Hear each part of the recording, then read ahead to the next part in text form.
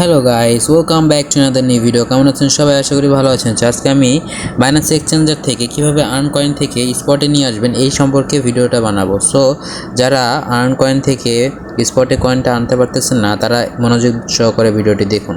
তো চলুন গাইস, আমি দেখে নেওয়া যাক। আমার ফান্ডিংয়ে আছে মাত্র দুইটা কয়েন, একটা হচ্ছে বঙ্ক এবং হচ্ছে ইউজিটি। এবং আর্নে গেলে আমরা দেখতে পাবো টি ইউজিটি নামে কয়েনে প্রায় 51 সেন্ট আছে। তো এটা প্রথমত আমি এখানে ক্লিক করলাম এবং এখানে ফ্লেক্সিবিলিটি দেখাচ্ছে।